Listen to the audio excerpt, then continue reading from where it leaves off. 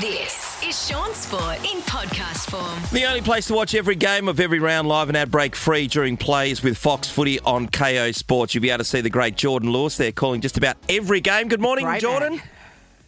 Morning, Shaun. How are you? Wonderful. We're up and about over here. West Coast. Are we? No, they were okay. What is the time over there at the moment? 6:21. yeah. 6:21. Actually, we're not up and about. not bad. Hey, Jordan, we're coming off a long weekend over here.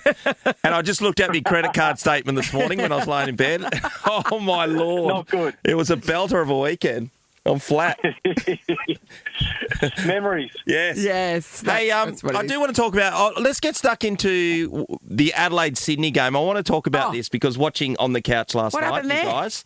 Well, Adelaide were way too good for Sydney. They're falling apart. I feel for Coxie because he's a good guy. Yeah. But certainly the issue with Wayne Milera. Do you think it was totally overplayed and overstated in the media?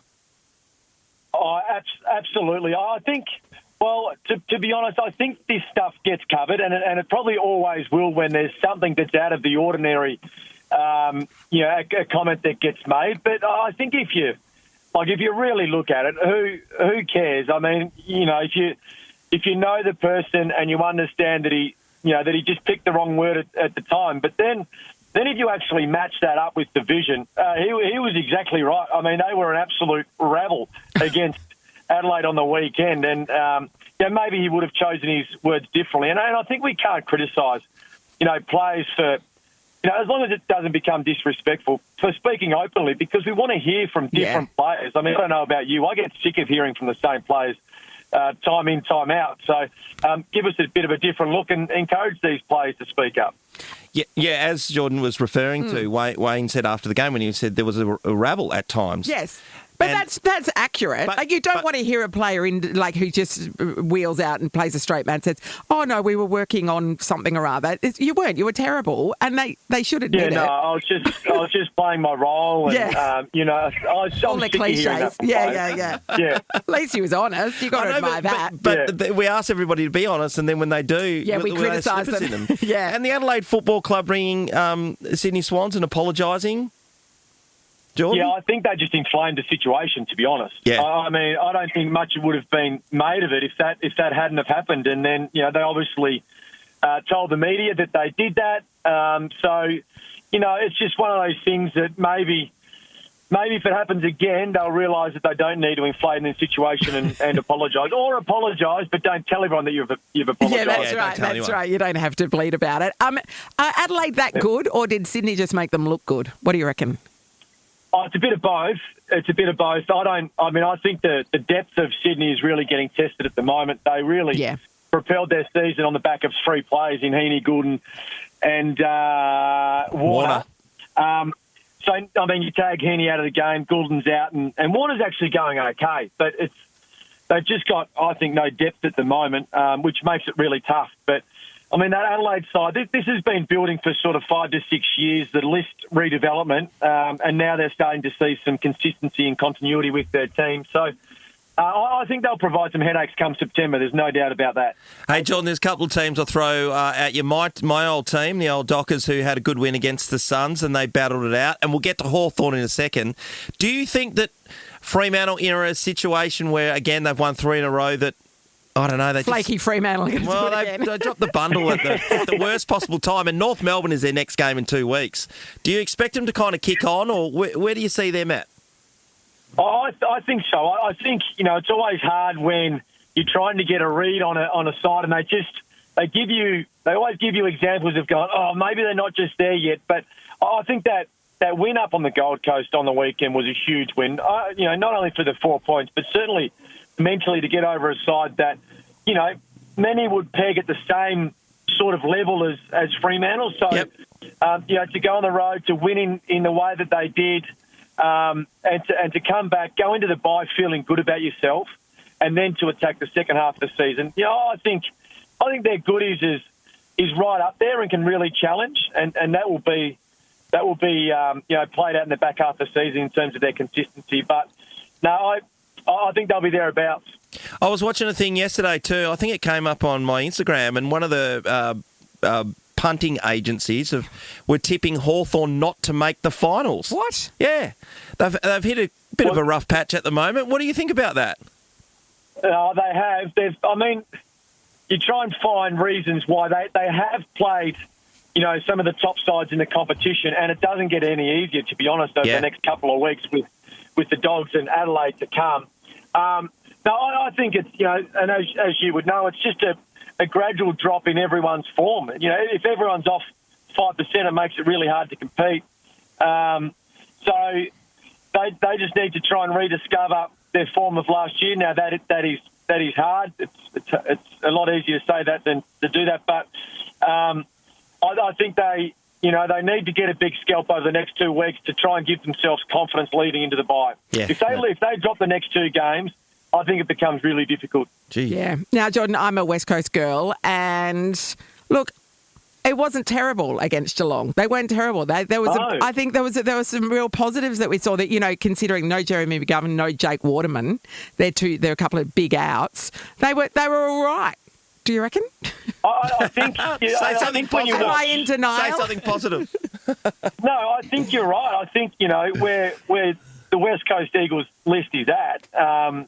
All you want to see is your team to go out and compete. And I think they did that on the weekend. So, as a supporter, they gave you things to cheer about, especially in that first half. I thought they were really, really good in the first half. But, they are where they are, right? They're probably never going to win many games this year, but certainly you need something to cheer about as the season rolls on. And I think you're getting that at certain stages of the year.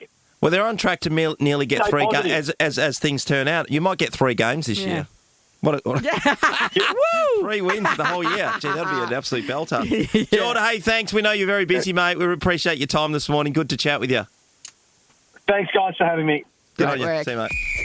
Shaun Sport in podcast form.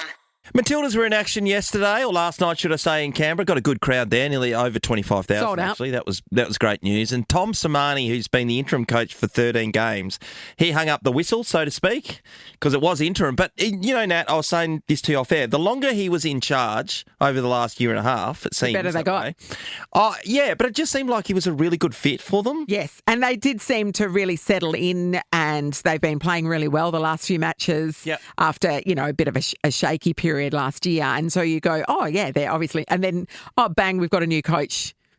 We've got Joe Montemurro, who obviously is very well credentialed. Yes, Champions League stuff with a lot of international teams, Chelsea, Arsenal, etc. Yes, but it seemed to come out of the blue. Nobody had heard, and we thought, they just seemed to be quite settled with Tom. Yeah. Oh, it did seem that way for sure, and I've really liked the progression. It seems like he was a manager who, I'm saying this from a distance, but the girls really rallied around. Yeah. What I did like also is his time in charge. They were playing a lot of the girls out of the A-League over here. Yeah, that's right. And they had giving to blood some new players. Yeah, Michelle Heyman, she wasn't given a look in, for example. Yes, She'd been around for a long time, but the fact is she was always scoring. Yeah. She got opportunity to play again. Amy Sayer, who was back in the team yesterday, scored a double. So, that was good work. And just a shout out to Tom, because I think he's done a particularly good job. Yeah, well done.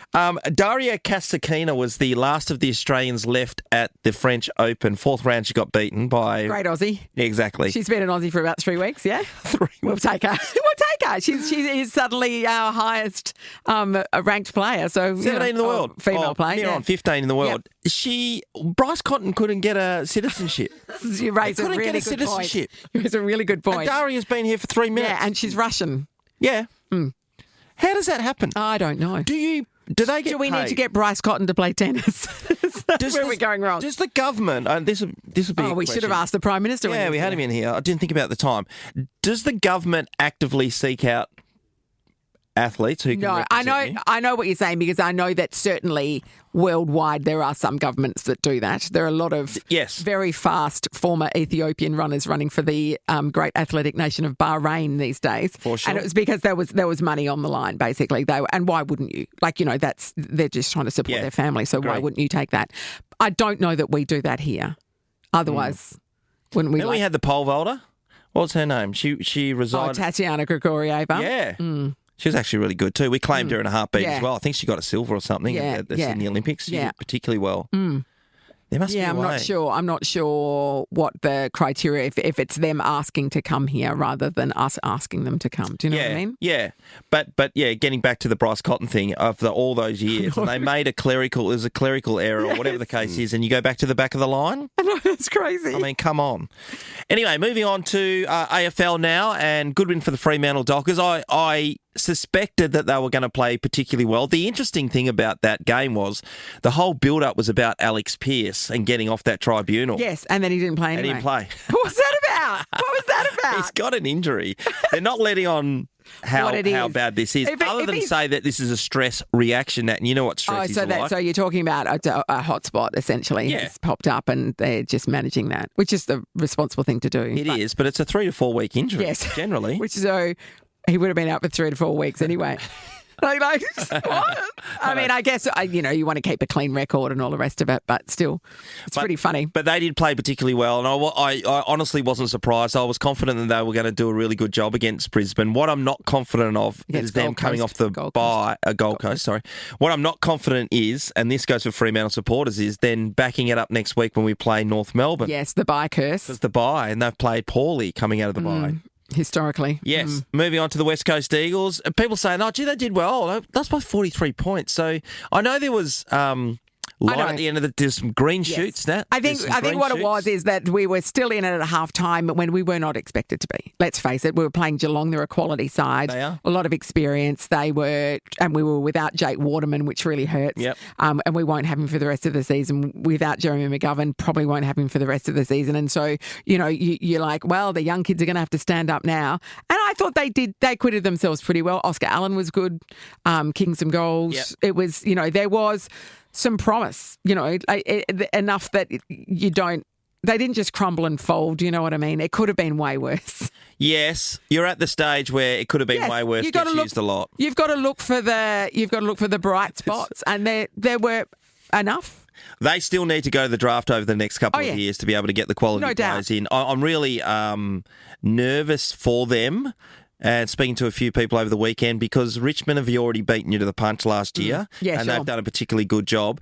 Tasmania get 30 draft picks over 3 years, 30 first rounders. Yeah. Think about that. Yeah. That is so difficult for teams to be able to combat that. That's why Ross Lyon was banging on last week also about the father-son rule. Oh, calling Gold Coast Nepo babies? Yeah. And because they got the academy players and father-son stuff that's happened with Collingwood and stuff, because St Kilda are down the doldrums and they don't have the draft capital to be able to build their team inside of a year. That's why Richmond went early last year. And with that Tasmanian situation coming through, it makes it really difficult to be anywhere other than mediocre. Which year did Tassie start It'll drafting? be 2026. I think they'll get all... Yeah, so just over... Not this draft. Not this draft. The following draft. End of year draft next year, yeah. And then it's... you've got to hope for the best for the other teams. You've got to be up the top at that stage. Otherwise, if you're down the bottom, it's very difficult to rebuild your team. So West Coast need to be mindful of that. I think Oscar Allen will still go because he's worth draft picks. Yeah. And finally, Nat, you mentioned to me that Ed Allen is the rising star. Yes. Which brings me back to the father-son situation. Ben Allen was the first captain of the Fremantle Dockers. Didn't he play and I know he didn't play enough games or something? But he's the very first guy. We play for the Glendenning Allen Medal in WA because he represents the Fremantle Football Club and his son is playing for Collingwood. And they've got the Dacos sons and everyone else running around in that thing. It doesn't make sense that at all that the AFL have not... I don't know, bending the rules, but allowing an inaugural team to have a different setup with their father-son situation. I know what you're saying, but he played 98 games at Hawthorn. Yeah, so they've got a stronger claim there. 47 at Fremantle. I know, but God, we play for the medal that's named after him, and his son's playing for the Collingwood. I know, and it's Collingwood. I know what you're saying. I know. I hear you. I hear you. It just doesn't fit. No. Well, good luck to Ed anyway. Yeah. I hope he dominates his and stays around 15 years and plays top level footy for here on in. What about if he put up his hand and said he wanted to come home? Yeah, well, I think Fremantle should be and mad play not for to West have him Coast. Here. Oh, would never happen. It would never happen. I can tell you that his parents put on a Collingwood scarf very quickly when he was drafted. Very quickly. Shaun Sport is a Nova podcast. For more great comedy shows like this, head to novapodcast.com.au.